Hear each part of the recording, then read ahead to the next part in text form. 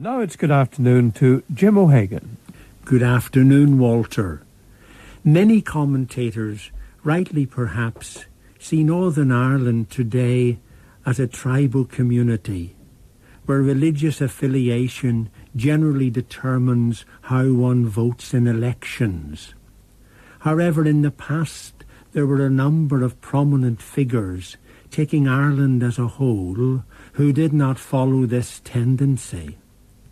Thus we had people like Wolfe Tone and Sir Roger Casement, both Protestants, who followed the Republican tradition. Catholics who became prominent as supporters of the Union are less well remembered, though one such, Sir Denis Henry, who was born on the 7th of March 1864 at Cahor, Draperstown, County Derry, is the subject of my talk today. His life was eventful, colourful and turbulent at times. Denis Henry, who has been described as an Irish Catholic Unionist, was the sixth son of a second marriage. Two of his brothers were priests, one a Marist father and the other a Jesuit. Two sisters became nuns, and two other brothers solicitors. Denis was educated at the Marist College in Dundalk, and later at Mount St Mary's in Chesterfield. He read law at Queen's College in Belfast, where he had an outstanding academic career, and in the process won every available legal scholarship to be had. In 1885, he was called to the Irish bar and became a successful barrister on the North West Circuit, and was made a Queen's Counsel in 1898. Denis Henry, like a number of barristers then and since, became involved in politics. He said he became a convinced Unionist when Gladstone, as he put it, took up Home Rule. This was a reference to the time in the 1880s when the Prime Minister, William Ewart Gladstone, and the Liberal Party attempted to grant Home Rule to Ireland under the Crown. However, the 1886 bill on the issue was lost in the House of Commons when Gladstone split his party. Later, in the 1895 general election, Denis Henry supported actively the Unionist candidates in East Donegal and South Derry respectively. Scornfully, the Derry Journal at the time spoke of him, and I quote as follows: "Denis Stanislaus Henry, barrister, has found time to rush from the Derry Assizes to East Donegal to save his country." This did not deter Henry's enthusiasm for the Unionist cause in succeeding years, as we find him on the 3rd of March 1905 attending the first meeting of the newly formed Ulster Unionist Council as a delegate. In 1906, he stood as a candidate for Westminster in North Tyrone in a by-election. He lost by 9 votes to the Liberal W.H. Dodd, KC. By now he was attracting a certain odium in the nationalist press of the day for his political views. The Irish News described him as one of that weird class of creatures known as an Irish Catholic Unionist. Walter, it is never easy in Ireland to be a white blackbird, so to speak. Dodd became a judge the next year, and Henry recontested the seat as a Unionist at the subsequent by-election. He lost this time by only 7 votes, again running against a Liberal, Redmond Barry. This election had its hilarious moments, though feelings in both parties ran high, and there was an over 90% turnout. The supporters of both candidates had petrol and repair facilities, including breakdown gangs in position in different areas of the rural constituency, in order to maximise their support reaching the polls. Aged people, as well as the sick and infirm, were brought along. A sick man died in the arms of his friend whilst being lifted out of bed, so keen was he to register his vote. A blind man voting for Henry asked the presiding officer at one station to mark the paper for him, and arguments raged for an hour, we are told, before he was allowed to cast his vote. Another voter travelled all the way from Argentina to vote for Barry. And yet another burlesque incident at Newton Stewart. Brandy was given to a man who lived only time enough to vote for Henry. Personation was probably rife too from both sides in the contest. During the years of the Home Rule crisis in the second decade of the 20th century, we find Henry less involved with politics than with his legal career. On the 10th of October 1910, he married. His bride was Violet Holmes, third daughter of Lord Justice Holmes. It was a happy marriage, and the couple had 2 sons, James and Denis, and 3 daughters, Denise, Alice, and Lorna. On January 1914, along with a colleague, S.L. Brown, K.C., he conducted an inquiry into a confrontation in Dublin in 1913, when the supporters of Big Jim Larkin, the famous trade union leader of the day, had clashed with the police, which resulted in the death of 2 people and injuries to 400.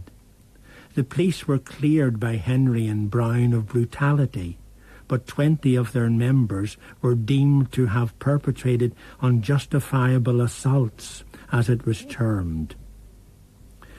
In April 1916, just after the Easter Rising of that year in Dublin, the Unionist seat of South Derry at Westminster fell vacant.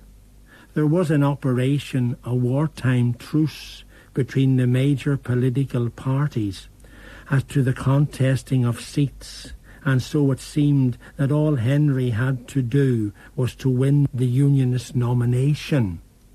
However, within the local Unionist association, he faced opposition from 2 rivals, but emerged a victor for the nomination after the 3rd ballot.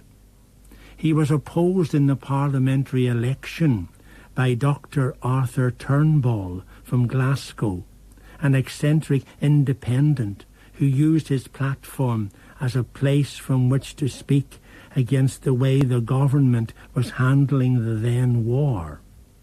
Henry in the end won the seat comfortably in a contest which it is said was free to an extent from the usual Unionist nationalist rancour, a remarkable feature, in that it occurred only a matter of days after the executions of a number of the leaders of the Dublin Rising.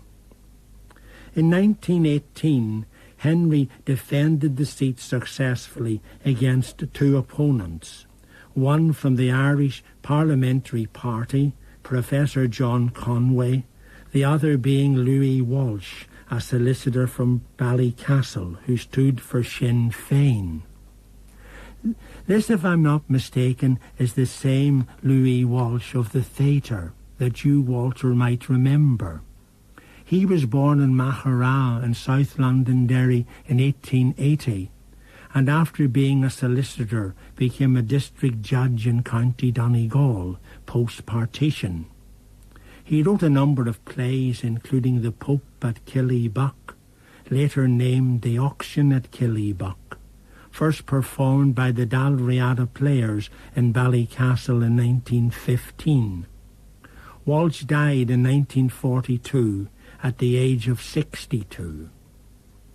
To return to the life of Denis Henry, By now he was, as the Coleraine Chronicle put it, that redoubtable champion of unionism. Sir Edward Carson, in a letter to him, spoke of Henry being, and I quote, a most loyal and devoted colleague of mine. In November 1918, Henry became Solicitor General for Ireland and later Attorney General, a post he was to hold until 1921. By the way, Walter, Henry's retention of the South Derry seat in the 1918 election was the last time a Catholic won a Unionist seat in Ulster. The turbulent years of 1919 to 1921 and the Anglo-Irish War of the period proved very difficult for him. Always the master of his brief as a lawyer and able to come to terms with the most complex of legal questions, it has to be said that his performance as a parliamentarian did not match this legal ability. During the whole of this extremely distressing period in Irish history, he found himself having to constantly respond to criticism of the British administration's handling of Irish affairs, mostly allegations of misconduct by Crown forces and reprisals taken by them. The coercive legislation of the period was also a burden that featured largely in Henry's work in Parliament. In these years prior to partition, the government came in for much criticism from influential sections of the English press, notably the Times, Manchester Guardian and the Westminster Gazette. Sir Hammer Greenwood was the Chief Secretary for Ireland from April 1920 and was often absent from the House of Commons, and this led to Henry being inadequately briefed on affairs, which resulted at times in him responding in a rather inept way to parliamentary questions in the House, or of not giving adequate information, so giving the impression of not being up to the job. The Mountjoy hunger strike of Sinn Féin prisoners of April 1920 is an illustration of this, when he failed to explain how many of the strikers were remanded, convicted or interned.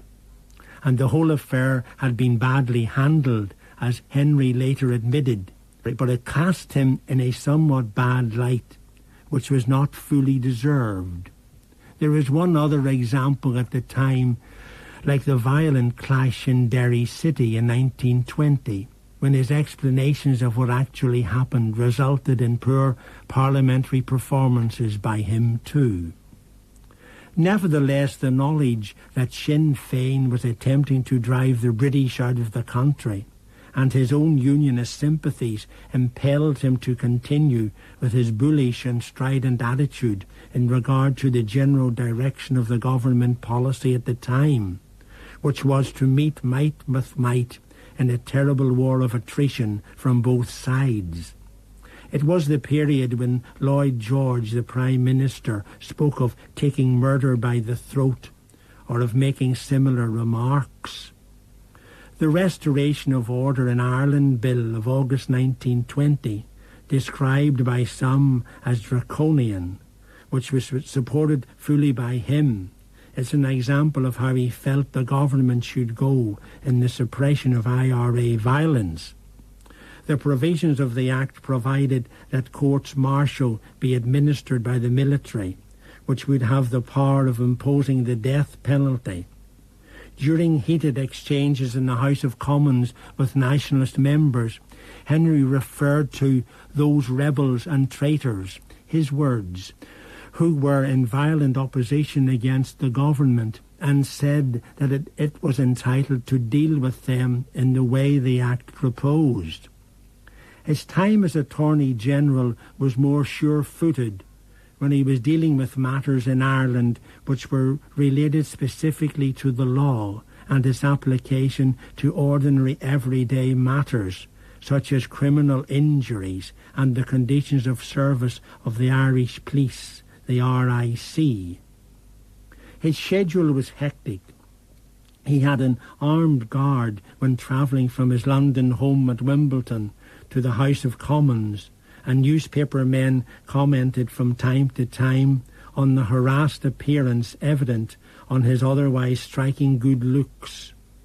Many at the time felt he was overdoing things and thus threatening his personal health. In 1921, when many believed that he might wish to remain at Westminster or indeed opt for a quieter life altogether, Denis Henry returned home when he was appointed the first Lord Chief Justice of the new state of Northern Ireland. As one can imagine, Walter, this required very considerable energy and a heavy work schedule, as he was involved in the setting up of a new system of law administration here, and not merely filling someone else's well-trodden shoes. Nationalist reaction through its press was predictable, the Irish News commenting to the effect that Lord Chief Justice Henry would lead a judiciary in a Northern Ireland that would not be permanent. Unionist reaction, on the other hand, was low-key and surprisingly subdued. Sir Henry was assisted in the new Supreme Court by two Lord Justices of Appeal, William Moore, who was subsequently to become Lord Chief Justice, and James Andrews, whose brother later became the province's second Prime Minister. Two High Court judges, D.M. Wilson and T.W. Brown, were also appointed. To these 5 individuals was given the task of implementing the law involved in curbing the lawlessness which was a prominent feature in the early years of the new state. In 1922, property damage in Northern Ireland was estimated at £3 million. 428 people died and 1,766 were wounded between June 1920 and the same month 2 years later. A feature of Belfast life in these years was curfew, which remained until 1924. Henry was involved indirectly in the so-called Cushendall ambush of 1923, when 3 local men were shot by the security forces. These were controversial shootings. However, when the relatives of the dead later sued for compensation, he dismissed their actions. With regard to the housing of the new court, a building had to be procured by him. After negotiations between the Belfast Corporation and with the help of Sir James Craig, temporary accommodation was found at the County Courthouse on Crumlin Road. In 1922, Henry was made a baronet. Sir Denis now was involved too in recruiting staff for the judiciary, and a number came from the 4 courts in Dublin. Where candidates of equal merit had applied, by agreement with Sir James Craig, those born in the 6 counties were preferred. Henry's task in setting up the new court system even applied to being personally involved in ordering suitable furniture. In his dealings with the Treasury in London over the implementation of a land registry office for Northern Ireland, he clashed with the former's officials and was very pained that the bar and bench had to make do initially with the facilities of Queen's University as a stopgap in the provision of a proper law library. Many of the problems of accommodation which Henry wrestled with were not, of course, solved until the new Law Courts building was completed in Chichester Street in 1933. His severe workload ultimately took its toll, and Henry died on the 1st of October 1925, on the exact anniversary of the setting up of his courts, perhaps having involved himself too much in the administrative details of that setting up. He died at his home Lisvarna, Windsor Avenue in Belfast, at the relatively early age of 61. At his passing, he was sincerely mourned on all sides of the political spectrum. He was buried in the family plot in Straw Cemetery in Draperstown. Just for interest, Walter, a nephew by marriage, Hugh Connolly Gage, was Unionist MP for South Belfast during the years 1945 to 1952. A fine biography of Henry has been written by A.D. MacDonald and published by the Ulster Historical Foundation in 2000. In it, the author traces his subject's life in much detail, and the book gives one a great feel for the social and political background of the period. MacDonald, in his conclusions, states that recent research indicates that in Henry's formative years, many Catholics, at least in the south and west of the country, of his social background, were supporters of the Union for economic reasons. MacDonald further states that there was much bitterness engendered by the Home Rule crisis of 1912 to 1914, and this allied to Easter 1916 and subsequently the Anglo-Irish War and later partition may account in large measure for the political polarisation on religious grounds which occurred especially later in Ulster. For my own part, there is much to be said for this as reasons, as well, of course, the deep religious fears that both sides held of each other. Personally, Henry was a genial and affable man, popular and respected by his legal colleagues and by many of his political opponents. Often he had an apt and humorous turn of phrase. I'd like to finish by giving two quotes about him at the time of his death. For the Irish News, he was a fair-minded man, an upright citizen, whilst for the Londonderry Sentinel, it spoke of him as a brilliant Ulsterman, the bench losing a distinguished lawyer, and the Northern Government losing a wise and tactful helper. No doubt Sir Denis Henry would have been pleased with both comments. Jim O'Hagan. Now, just a reminder of a few things you might like to